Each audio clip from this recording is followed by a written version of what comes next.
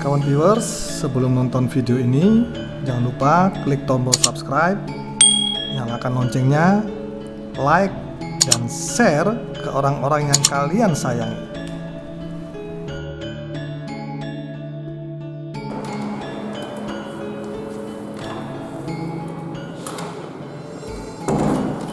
Kawan viewers, kita ketemu lagi, tetap program sama, merawat ingatan melawan lupa. Hari ini kita akan ke kediamannya, ke rumahnya Mas Niko Ainul Yakin. Beliau salah satu pengurus partai di Jawa Timur. Dulu tahun 90-an juga ketua salah satu organisasi mahasiswa kelompok Cipayung. Penasaran dengan beliaunya, dengan Mas Niko Ainul Yakin? Ayo ikutin saya. Sosok S1 ini tentu tidak asing di mata para aktivis khususnya Surabaya. Niko Ainul Yakin, seorang penulis buku dan juga aktif di partai politik di Jawa Timur. Ingin tahu selengkapnya tentang beliau? Mari kita saksikan video berikut ini. Selamat siang Mas Niko, Kakanda. Ya, Ini apa Kakanda? ini alat mengusir apa? virus. Oh, virus Ya, virus COVID ini. Oh, kok sama? Saya juga pakai ini. Kalau itu kan akar bakar. Kopi juga. Ini kopi Mas. Ya apa Mas kabarnya Mas? Alhamdulillah baik. Alhamdulillah baik. Sibuk apa saya Mas? Saya itu Sibuk apa? antara sibuk tak sibuk. Apa ini? Aku dengar terakhir bikin buku. Ya, memang hari-hari ini belakangan ini seringkali kita banyak di rumah. Di rumah. Banyak di rumah sehingga kita gunakan ketika di rumah untuk menulis ya macam-macam lah yang kita anggap. Aku tuh baru tahu kalau sampai nulis itu bukunya banyak. Ya. Baru tahu aku. Ketika aku cari-cari browsing, ternyata bukunya ada sekitar 7 dimulai dari 2003. Iya, tapi kenapa kok gak beredar? Ya. Kenapa nggak ada di Gramedia, di Uranus, di toko-toko buku loh? Ya belum kita jangkau ke situ. Kenapa? Jadi buku-buku yang saya buat itu lebih kepada komunitas, ya komunitas NU misalnya, kemudian terbatas untuk sebuah event, sebuah momentum politik gitu. Jadi seperti itu. Memang udah Mas. Berarti Nah, kayak aku gini nggak bisa beli sebenarnya ya? Nggak bisa. kalau itu mau beli ada itu. Oh iya. Buku yang Berarti orang-orang kayak biasa gitu bisa beli juga sebenarnya. Bisa. Oh, iya. Buku sekarang apa Mas? Ya kalau yang sekarang kita cetak ulang itu sudah cetakan keempat itu bukunya Syekhona Khalil Bangkalan. Jadi Apa itu Ponpes ya? judulnya Syekhona Khalil Bangkalan, penentu berdirinya Nahdlatul Ulama. Oh, Ya. penentu berdirinya Ya. NU ya. Ya. Berarti itu tahun piro ya? Itu sekitar tahun 2010. 2010. Oh, itu berarti dulu nyetak habis, Ya. ini cetakan ulang Ya, gitu ya. ya, terus kita Oh, mantep berarti. kalau yang sedang kita buat ini adalah buku-buku tokoh dengan narasi puisi. Narasi puisi. Iya, jadi ada seorang tokoh, biasanya buku biografi itu kan ya narasinya ya itu aja kan. Saya ingin coba versi lain. Ya. Jadi kita narasikan dalam bentuk puisi, mulai dari sejarah kelahirannya, kemudian muncul sebagai tumbuh kembang sebagai tokoh, lalu kiprahnya di tokoh, pengabdiannya kepada bangsa dan negara. Oh, Itu kita sama ngerti di Ambon nggak? Dia juga bikin buku Kiwo yang buku puisi itu, buku-buku puisi aktivis tapi dalam bentuk puisi. ya. Mungkin seperti itu ya. Jadi misalnya ini siapa tokoh-tokoh politik yang ada nampilkannya dia puisi gitu. Ya. Seperti bintang bla bla bla ngono. Ya, jadi puisinya itu dalam bentuk ise. Oh, Jadi ise, ya. ada cerita gitu, bahkan ada catatan kakinya. Gitu. Oh, Ada catatan kakinya, sehingga itu fiksi pun juga tidak bisa kita hindari karena itu puisi. Gitu. Tapi itu lebih ada nuansa yang faktual. Iya, iya. Karena itu kita berikan catatan kakinya. Jadi seperti ini. Kalau sampai nyetak itu berapa waktu mas? Ya standarnya kan 3.000 untuk cetak. Oh, 3.000. paling sedikit. 3.000, oke. Mas, sampai ini saya pengurusi Nasdem, Ya. Jatim. Nah, Jadi wakil ketua ya. ya. Sudah berapa tahun sampai dengan Nasdem? Saya kalau di Nasdem yang sudah menjelma menjadi partai politik itu baru masuk tahun 2015 ya. Karena pada tahun 2014 saya itu dicalonkan sebagai anggota DPD.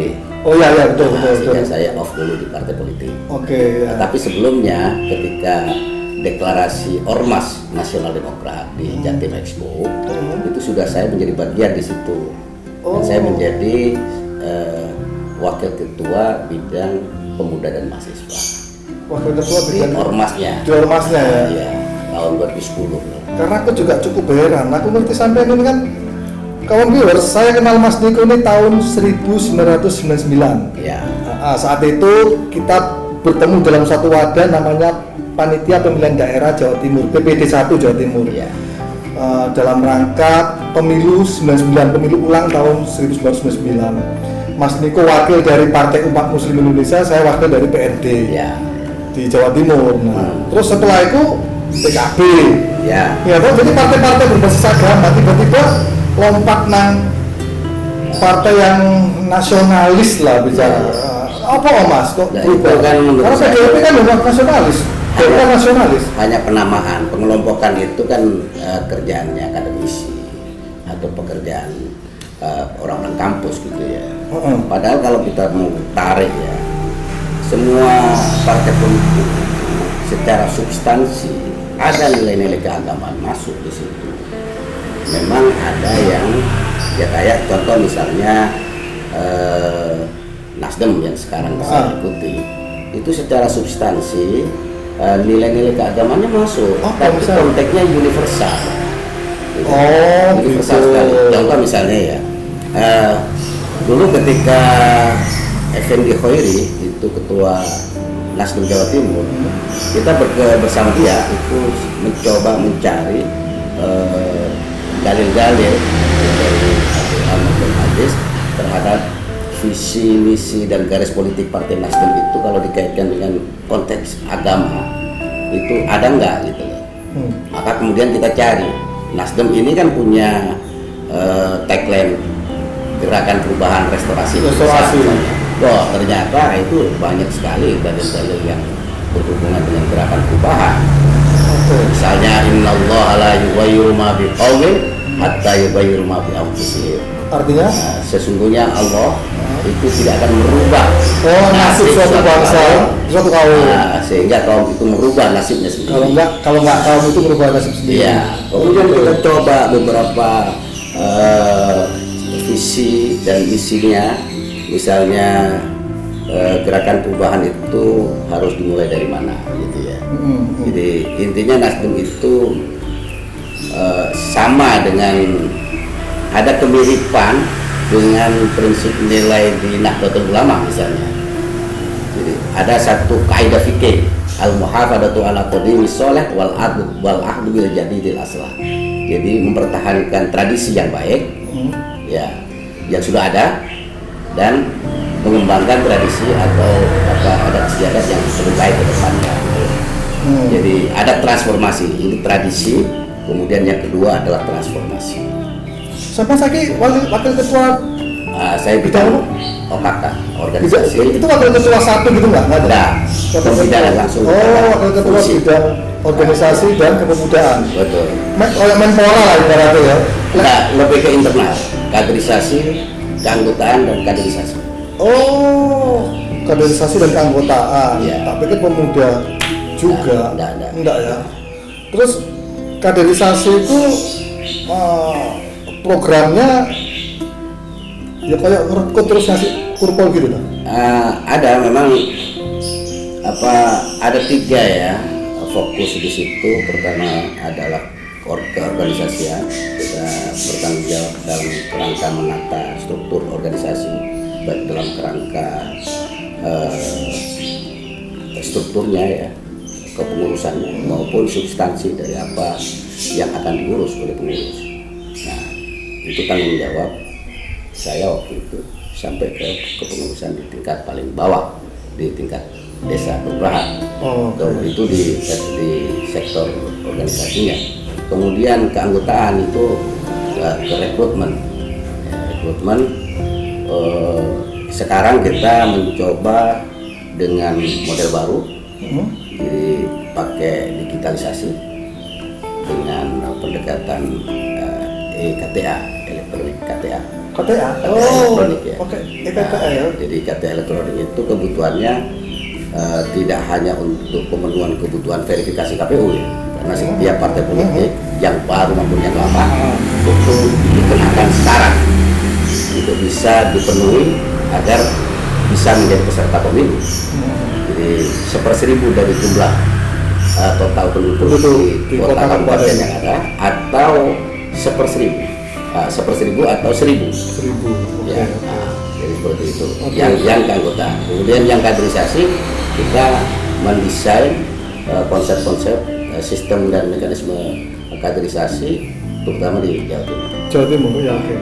Jadi tapi aku lihat dulu lagi saja ini sebenarnya sampai ini masuk Nasdem ini di perkara sudah kan karena partai masalah sebenarnya. Nah, karena ada Gus Coy gitu.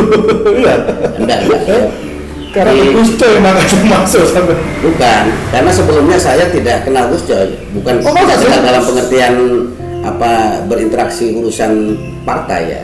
Oh, gitu. Saya kenal sejak aktivis ya. Iya. Tetapi di Nasdemnya itu tidak karena dia ketika di Ormas. Oke. Yang baru setelah menjelma menjadi partai politik itu ada Gus Coy di situ. Oke. Iya. Aku ini kan kenal sampean 99 PPD Bumi. Ternyata ada sejarah memang sampean. Dulu pikiranku itu aktivis zaman Soeharto yang turun ke jalan, memilih metode turun ke jalan dan selalu turun ke jalan itu hanya Semit. Ternyata PMI zaman sampean itu ya pernah turun ke jalan ya. Itu represif nggak? Begini, kalau soal SDSP ya? Saya dengan Semit ya, bahkan dengan apa itu dan kroni-kroninya Semit itu sering diskusi. Iya. Jadi OKP yang dulu itu dianggap dalam tanda kutip itu memiliki satu substansi gerakan yang sama, itu adalah PMII. Nah, kebetulan saya menjadi ketua umum PMII Jawa Timur. Iya. Jadi sering diskusi dengan GMNI, dengan PMII, dengan Semit. Iya, anak PRG kan anak Semit banyak dari PMII. Cuma iki kok man, ini luput direkrut ini. Nggak jadi Semit ini. Nah, kita kan lahir duluan di PMII. Anda berarti kita hanya ketemu dalam kerangka gerakan waktu itu. Kerangka gerakan ya. Tapi Iya. anunya beda sudah. Tapi embrionya sekarang sampai 94, embrionya itu sudah ada. Lah Mas, waktu itu lapo sampean kepengin kok jadi aktivis apa Mas?